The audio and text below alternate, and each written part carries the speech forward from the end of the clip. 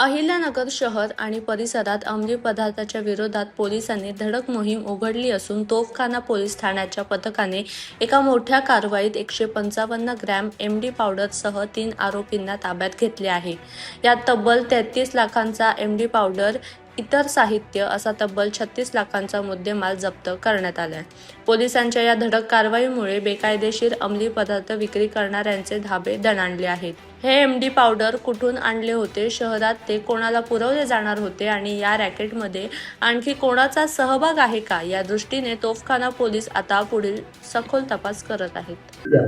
काल दिनांक 19/7/2026 रोजी आपली तोफखाना पोलीस स्टेशनची जे चेन स्नॅचिंग प्रिव्हेंट करण्यासाठी जी आपली पेट्रोलिंग असते, त्या पेट्रोलिंगमध्ये आमचे प्रभारी अधिकारी बालाजी वैद्य तसेच त्यांचं डीबी पथक आहे, ते फिरत असताना त्यांना एक संशयित वाहन दिसलं। ते वाहनाजवळ ते विचारपूस करण्यासाठी, त्या वाहनाला नंबर प्लेट नव्हती, तर ते विचारपूस करायला गेले असता त्या वाहनातून 2 लोक त्या ठिकाणी पळून गेले।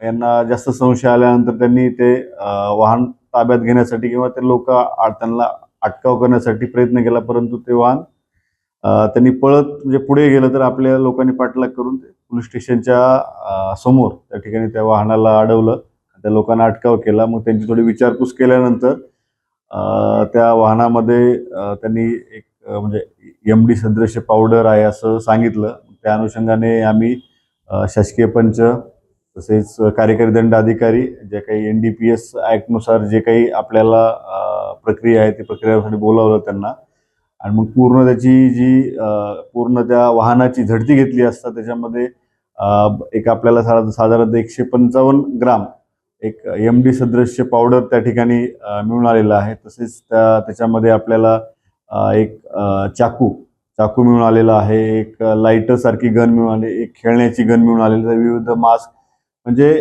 ते या ठिकाणी काहीतरी दरोड्याची किंवा चोरी करण्याची तयारी जे काही सामान लागते त्या ठिकाणी त्यांच्याकडे मिळून आलं, आणि ते या ठिकाणी चोरी करण्याच्या उद्देशानेच त्यांनी ते सामान बाळगलेलं होतं। या अनुषंगाने सर्व जो काही पंचनामा किंवा सर्व जप्ती करण्यात आलेली आहे। यामध्ये 3 आरोपी आहेत, जिशान शौकत सय्यद, रिहान जावेद शेख आणि वसीम खलील बागवान यांना अटक करण्यात आलेली आहे।